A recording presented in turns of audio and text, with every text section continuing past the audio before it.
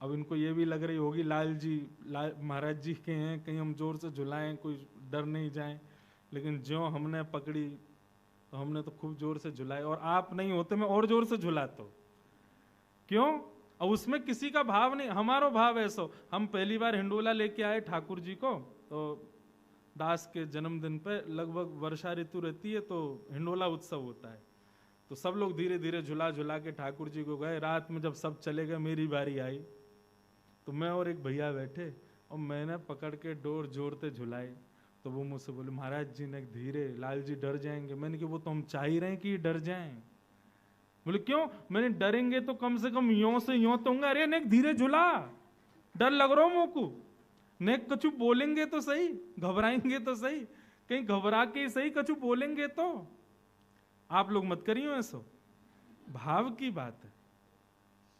तो सेवा तो हमारे, सेवा का मतलब ये नहीं है, कई लोग यूं कहते हैं हम वृंदावन गए तो वहां से गोपाल जी लेके आए। हाँ, तुम्हारी इतनी सामर्थ्य, तुम गोपाल जी को लाओगे?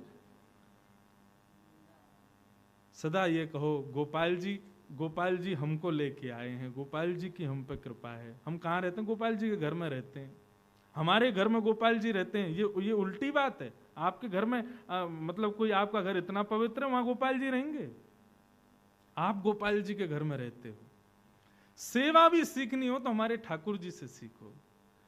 श्री जी को कहीं श्रम ना हो जाए, हाथ का स्पर्श दूर की बात, अपने गालों से चरण दबा रहे हैं। ये भाव तो मैंने भी पहली बार ही सुनो कि ठाकुर जी अपने, और ये भाव स्पष्ट नहीं था, वहां पर लिखा है कि एड़ी से थोड़ी छुभ रही है, इस भाव को कोई समझ नहीं पा रहा है।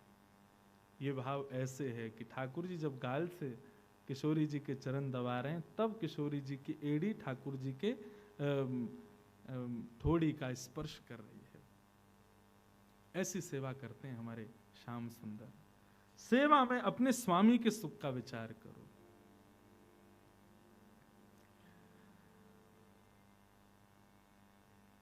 हमारे भागवत में जैसे गोपी गीत है, वेणु गीत है, प्रणय गीत है, ऐसे एक गीत और है, उसका नाम है युगल गीत। युगल गीत में कोई युगल के भाव वर्णित हैं ऐसा नहीं है। युगल गीत का नाम युगल गीत इसलिए क्योंकि वहां पर युगल युगल मंत्रों के अर्थ हैं। युगल मतलब दो दो श्लोक। और युगल गीत की विशेषता हमारे ब्रज के रसिक जन कहते हैं कि युगल में एक श्लोक श्याम सुंदर है, दूसरा श्लोक किशोरी जी है, इसलिए इसको युगल गीत कहते हैं।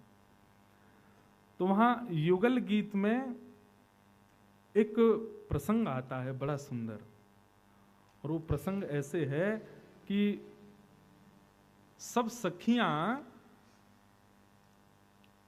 ठाकुर जी की वंशी के वादन की बड़ाई करती हैं यशोदा मैया से जाके, और यशोदा मैया से पूछती हैं कि आपके लाला ने वंशी वादन कहां सीखो है। बहुत सुंदर भाव है, ध्यान से सुनना। आहा। विविध गोप चरणेषु विदग्धो वेणुवाद्य उर्धा निज शिक्षा, तव सुत सती यदाधर बिंबे दत्त वेणुरनय स्वरन जा। गोपियां आज यशोदा मैया के पास गई और मैया से जाकर के इस भाव से पूछती हैं कि हम अपने बच्चों को सिखाना चाहती हैं, लेकिन वास्तविकता में वो वहां गुरु को खोज रही हैं। जा गुरु ने ये बैरनी बंसी बजानी सिखा दी, हमारे घर बर्बाद करवा दिए। सब गोपियां गई और जाके बोली, मैया एक बात बताओ, तुम्हारो लाला वंशी बहुत मधुर बजावे। हाँ बजावे तो बहुत बढ़िया है। अच्छा तुम्हारे लाला ने वंशी सीखी कहां तक बताइयो। यशोदा मैया बोली कहा करोगी? बोले हम भी अपने बालकन को भेज देंगे, बहू सीख आएंगे, पूरे दिन घर में पड़े रहें, बहू बजानो सीख जाएंगे। तो लाला अकेली बंसी नहीं बजावे, वो सबरे ग्वाल वाल मिलके बजाए करेंगे।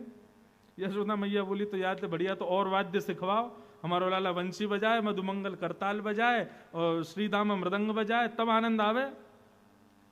लेकिन गोपियां तो ये भाव जानना चाह रही हैं कि ठाकुर जी वंशी सीख के कहां से आए। तो वेणु गीत, युगल गीत में वर्णन है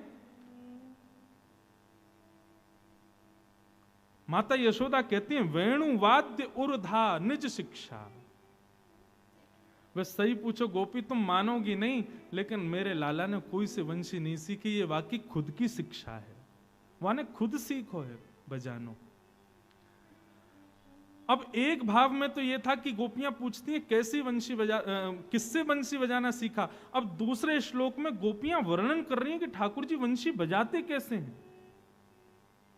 साधारण भाव नहीं है भागवत के, कितनी सुंदर बात कहती हैं कि सवन सस्तधुपधार्य सुरेशा सक्र सर्व परमेष्ठि पुरोगा कवय आनत कंधर चित्ता कश्मलम ययुरने तत्व। आहा, इतनी सुंदर बात। बोले लाला कैसी वंशी बजावे? बोले कवय आनत कंधर चित्ता कश्मलम ययुर निश्चित तत्वा। अब दूसरे श्लोक का जो वर्णन है ना, जो प्रथम श्लोक कृष्ण है, दूसरा श्लोक किशोरी जी हैं। एक प्रकार से इसमें प्रश्न उत्तर भी हैं। ठाकुर जी के श्लोक जो प्रथम श्लोक हैं वो प्रश्न के भाव से हैं, और द्वितीय श्लोक जो है वो उत्तर के भाव से युगल गीत है, और दूसरे श्लोक जो है वो सब श्री जी के स्वरूप हैं। तो यहां पर श्री जी प्रत्युत्तर दे रही हैं ठाकुर जी वंशी कैसी बजाते हैं।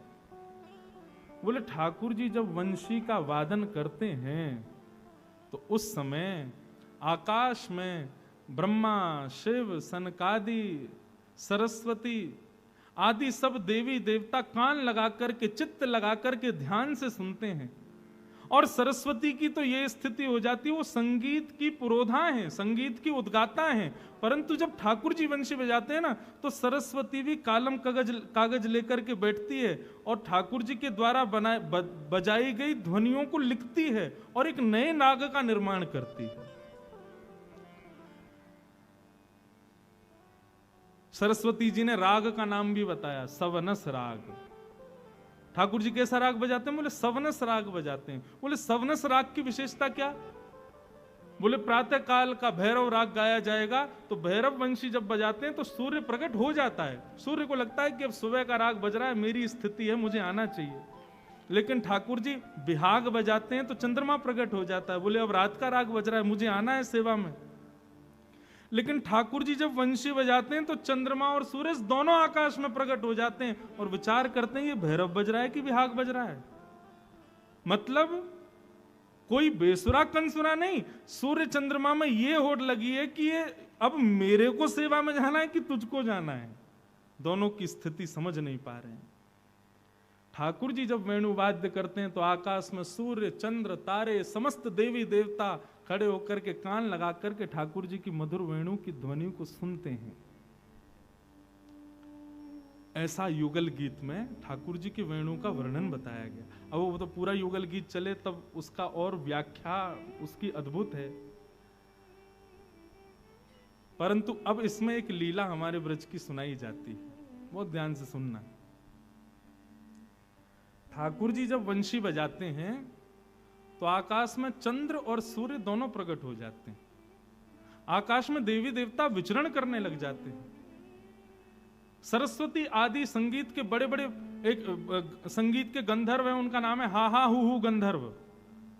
ये गायन के बड़े अच्छे गायक हैं देवताओं के। ये सब भी ठाकुर जी की वेणु को बड़े ध्यान से सुनते हैं। क्यों? क्योंकि ठाकुर जी जब वंशी बजाते हैं तो कुछ ऐसा बजाते हैं कि संगीत के ज्ञाताओं को कुछ ना कुछ नया मिलता है। लेकिन हमारे लाला के सब सखा फूले नहीं समाते जब लाला वंशी बजाते हैं। मधुमंगल, श्रीदामा आदि सब कहें लाला तेरी वंशी ऐसी बजे, ऐसी बजे, ऐसी बजे, बस कहा बताएं।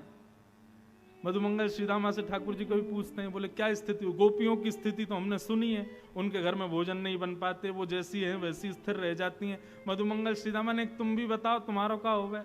मधुमंगल बोले लाला मेरी स्थिति तो ऐसी, पेट में दर्द हो तेरी वंशी सुन लो मेरा पेट दर्द ठीक है जाए। श्रीदामा बोले लाला मुझ को नींद नहीं आवे, लेकिन तेरी वंशी सुनूं तो मुझ को नींद आ जाए। तन सुखा, मन सुखा, धन सुखा, ये तीन और हैं ठाकुर जी के सखा। तनसुखा से पूछी तो को कहा मिले, वो लाला मुंह को तो भूख लग आवे तेरी वंशी सुन के। और ठाकुर जी आनंदित हो रहे हैं उनकी बात सुन के, पर इस भाव का बड़ा अभिमान करते हैं सब सखा, पूरे हमारो लाला बड़ी मधुर वंशी बजावे, और बाकी वंशी सुनकर के ऐसी ऐसी स्थिति पूरे ब्रज में होवे। सब लोग यहां देखो, यहां देखो, यहां देखो, ध्यान से कथा सुनो। एक दिन ठाकुर जी ने ऐसी वंशी बजाई कि यमुना जल भर रही गोपियों की मटकियां लेकर के जा रही हूं, तभी ठाकुर जी ने वंशी बजाई, वो सबकी मटकियां, वो स्थिर स्थिति ऐसी होगी मटकियां गिर गई। तो मधुमंगल श्रीधाम बोले हमारे लाला की वंशी ऐसी है, कहा बताएं, कोई गोपी इनके कार्य भी पूर्ण ना है पामे। गोपी बोली हम जब तक सह रही हैं मधुमंगल, लेकिन जादना हमारी श्री जी अपने पे आ गई ना, तेरे लाला की वंशी धरी रह जाएगी। मधुमंगल बोलो तो फिर ले आओ श्री जी, आज है ही जाए, देख लें कौन ज्यादा ज्ञाता।